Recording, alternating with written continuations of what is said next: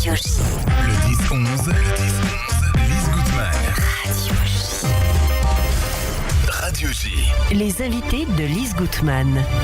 Radio J. Tu sais quel jour on est aujourd'hui? C'est le titre d'un documentaire qui va passer au mémorial de la Shoah à Paris dimanche 11 mai à 14h. Ce documentaire a été réalisé par Myriam Tangy qui nous fait l'amitié d'être en studio avec nous et produit par Émile Weiss qui est également avec nous ce matin. Émile, bonjour. Bonjour.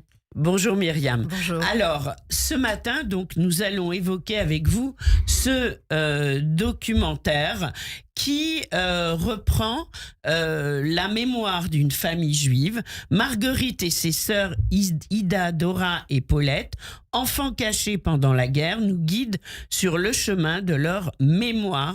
Leur mère Chana, déportée à Auschwitz, ne revint pas.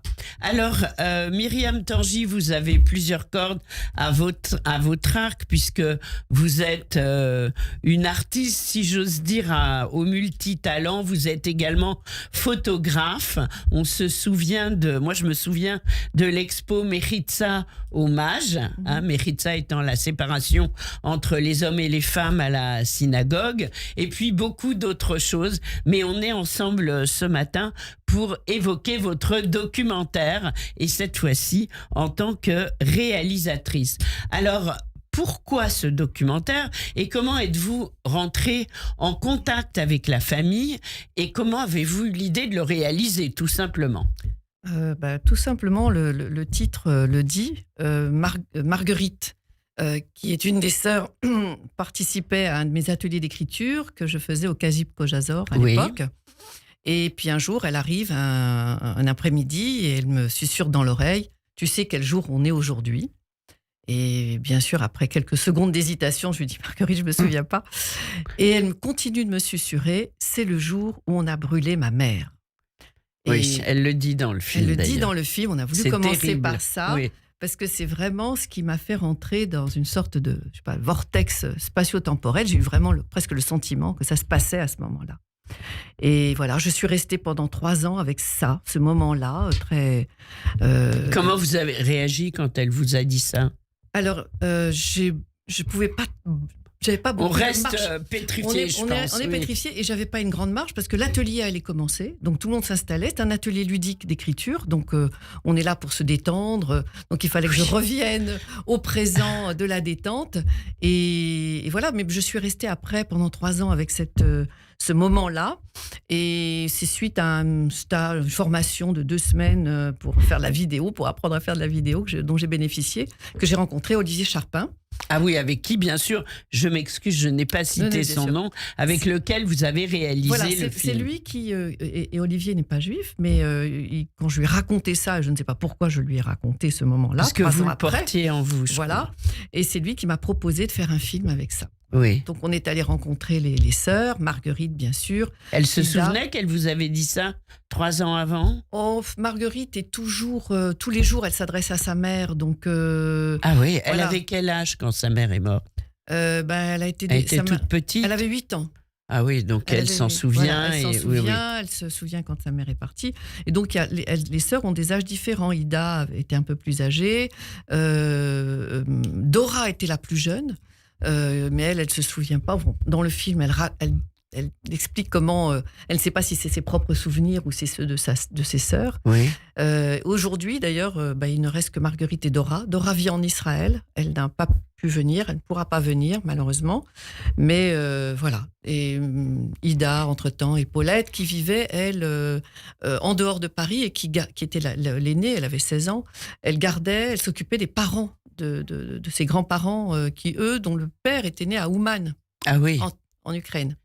Et le père, alors, il apparaît dans le documentaire? En fait, le père, lui, il a une histoire, il a été déporté. C'est parce que lui a été dénoncé et déporté que Chana est rentrée à Paris, de la Bretagne où ils étaient cachés, pour essayer de le libérer. Et Chana a été dénoncé. Bien sûr. Le père est revenu parce qu'il a fait partie d'une histoire dont on ne parle pas dans le film, parce que c'est une énorme histoire. Ça fera peut-être l'objet d'un deuxième. Alors, il y a des documentaires sur cette histoire. Il a fait partie des 140 faux-monnayeurs que Hitler avait montés pour inonder la Banque d'Angleterre. Voilà. D'accord. Tout le monde peut aller voir sur Internet, Bien il y a sûr. plein de documentaires sur ça. Et donc lui est rentré, il a été libéré le 6 mai 45. On voit une photo du père venant chercher les filles. Alors il Il va bien. il va bien parce qu'ils s'en sont occupés vraiment. Il fallait que ces Ouais. 140 Présente, oui. Voilà, absolument. Donc il a été Bien traité. nourri, etc. Bien Oui. traité. Voilà. Bien traité. Mais à la moindre incartade, il retournait à Auschwitz. Bien entendu. sûr. C'était pas si simple. Alors, justement, est-ce que c'est la première fois, Myriam Tanguy, que vous traitez un sujet aussi grave, somme toute? Oui, d'une certaine manière. Oui. Oui, et puis c'est un premier documentaire, donc voilà, avec tout, j'ai tout appris en même temps, en le faisant, absolument, D'accord. avec Olivier qui était, et il avait la caméra, il avait les réalisateurs lui-même, donc il a fait plein de documentaires, donc voilà, on a fait ça ensemble dans ce mouvement-là. On avait du temps à ce moment-là, c'était en 2018, on a fait en 2018, et on avait du temps, lui et moi, et on a travaillé sur ça pendant 1 an et demi, jusqu'à la veille pratiquement du Covid. Ah oui, en effet. Émile Weiss, pourquoi avoir produit ce documentaire? Qu'est-ce qui vous a touché dans cette histoire? Racontez-nous. Il y a au moins 2 raisons. D'abord parce que Myriam, c'est une amie de 40 ans. Oui, Oui. c'est vrai. Oui, mais on peut avoir des Et amis. avant cela, on a- elle a fait un livre sur ses photos, Oui, sur la Mechiza, oui. un livre dont magnifique. On a parlé, oui. Et cet livre, il a traîné pendant au moins 2 ou 3 ans pour être édité correctement, comme qualité de photos, parce que la fondation donne d'argent, mais elle se trouvait, et il n'y a pas de conseils, il n'y a personne D'accord. pour la suivi qualitatif. Il n'y a pas de direction artistique dans cette maison. Bon, on est un dossier. Bon, c'est important. L'autre raison, donc, c'est que ces 4 filles, ils sont 4 filles qui ont 80 ans et qui attendent leur mère. Ouais, elles attendent toujours. Hein. Et elles attendent leur mère tous les jours. Ouais. Et tu sais quel jour on est aujourd'hui? C'est le jour où elle allume la bougie parce que, en honneur de sa mère morte. Donc, si vous voulez, je pense qu'on ne se rend pas compte dans tous les témoignages qu'on attend, la dimension du trauma qui se manifeste chez des gens qui sont atteints profondément, pathologiquement. Et c'est ça qui Voilà. vous a beaucoup touché, je pense. Alors, et ça m'a touché profondément. Oui. Maintenant, j'ai seulement une chose à rajouter pour mettre mes pieds dans le plat, comme on dit. Elle s'appelle Bourdoï, le nom des familles. Bourdet. Le papa, c'est un juif hongrois. On dit Bourdet. Bourdet. C'est pas Bourdet, c'est Bourdoï.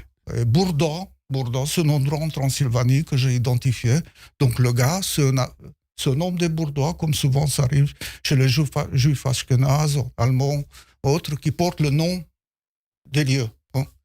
Juste au-dessus de Hana Bourdet, bon, c'est pas Shana, c'est Hana. Oui, C'est- d'accord. bon, Ben, j'ai c'est demandé ça. c'est avant la mère de l'émission. Samuel. Alors, Oui, bon. Mais les filles Ouais, disent Shana, Shana. ça s'écrit Shana. Bon, Oui, ben, Les on filles est disent d'accord. Shana. ouais. Les Et filles il y a disent Shana, Shana. c'est une année en hébreu. Il n'y a pas, on est il y a pas d'accord. il y a pas de prénom Shana en hébreu. C'est Alors, Hana. on Alors, est d'accord. juste au-dessus de Hana Bourdet, Oui, sous le mur il y a un plan dans le film où il y a Oui.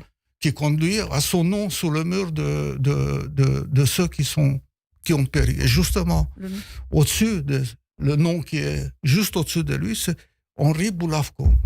ah oui, On a connu Henri on l'a Boulavko. très bien connu, oui. Il était le président de l'association des anciens d'Auschwitz. Oui, Et ce monsieur. il est l'un des voilà. fondateurs du Sauf- cercle sauf- Bernard Lazare. Voilà.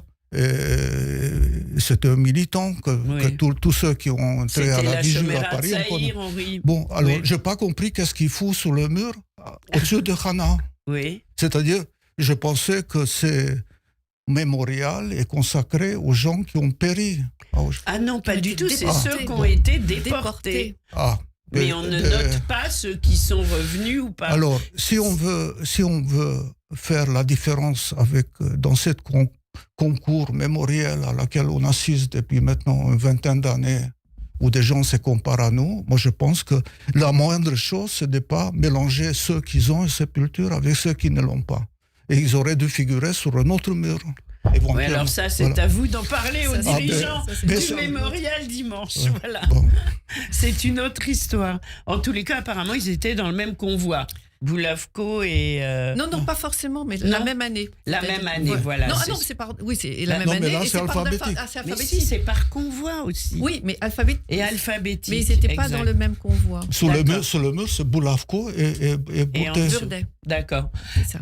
Myriam, qu'est-ce que ça représente pour vous d'être projeté au mémorial de la Shoah? C'est pour moi un moment important. Et puis, c'est surtout, je pense beaucoup d'abord aux sœurs qui témoignent. Et je pense à Hannah, qui elle-même faisait des ménages dans les cinémas. Oui. Et là, elle est projetée, c'est son histoire qui est projetée dans une Donc, salle. Pour Ouais, moi, le lien est évident. Ah oui, pour moi, il est énorme. Alors, Il y a vous une chose- m'avez expliqué que pour vous, Hannah était une héroïne. Oui, c'est d'où le choix de la musique qu'on entend un petit peu, qui est un hommage à un attentat qui avait réussi en 1942 contre un convoi allemand. Et pour moi, Hannah, elle est vraiment une héroïne parce que d'abord, elle est revenue à Paris au prix de tous les risques que l'on voit dans le film. Les sœurs racontent ça très bien, pour essayer de libérer son mari, qui venait d'être dénoncé et déporté. Lui, il part par le convoi 61 et elle par le 62. Ils vont pas se croiser, ils vont pas se voir à Drancy, même pas. Et elle faisait aussi du commerce pour pouvoir survivre avec ses enfants. Il fallait nourrir aussi les grands-parents qui étaient cachés avec la grande sœur. Voilà, donc pour moi, elle a été vraiment c'est une héroïne. Oui. Parce qu'elle défend. Puis elle a quand même, d'une certaine façon, sauvé ses filles. Oui, elle a réussi. C'était des enfants cachés. Oui. On connaît la problématique, la dureté de ce que ces enfants ont vécu pour la majorité pendant Voilà, la alors, guerre. ça, on le découvre dans le film, on le effectivement, découvre. et comment, par quel réseau, effectivement, elles ont été cachées une fois qu'elle a été déportée. Alors, il y a une autre Oui, sœur dont je on vous en parle prie. pas, qui n'était plus là quand on a fait le film, c'est Cécile. Donc, elles étaient 4. Il y avait Dora, Marguerite, Cécile et Ida. Et Paulette, que l'on voit dans le film, eh bien, elle était cachée avec les grands-parents. Le fils, il y avait un fils aussi, ils étaient 6 enfants, et David, et lui, dès que la mère a été arrêtée, il ne voulait plus être caché, il a été se faire enregistrer, il avait que 15 ans, il s'est fait passer, il était grand pour avoir 18 ans, et donc il s'est enrôlé dans l'armée française pour combattre. Donc les 4 sœurs étaient cachées. Et il a survécu. Et il a survécu, oui. Donc, un documentaire haut en couleur, si j'ose dire, mais qui reprend une thématique qui touche à l'universel. Et ça, la mémoire, c'est important. La transmission également. On va dire que la rencontre sera animée par Michel Taïeb, pédagogue, auteur et metteur en scène. Je pense qu'on n'a oublié personne. En tous les cas, on y sera à 14h au Mémorial dimanche pour voir votre documentaire. Tu sais quel jour on est aujourd'hui, et on écoute une très belle version, quelques minutes de Still die Nacht, un chant écrit par Hirsch Glick, qui est l'auteur du chant des partisans Sag nicht keinmal, sur une partisane justement qui a résisté et qui a fait sauter un convoi nazi et qui a fini sa vie dans un kibbutz en Israël, ce qui donne un peu d'espoir. Émile Weiss, merci. On vous retrouve dimanche au Mémorial. Merci. Myriam Tangy également, et quand vous le souhaitez sur Radio J. Merci. Merci. Handfest הנגן. Radio J. Moide mit asameten ponen. Hitopten seines Karawan.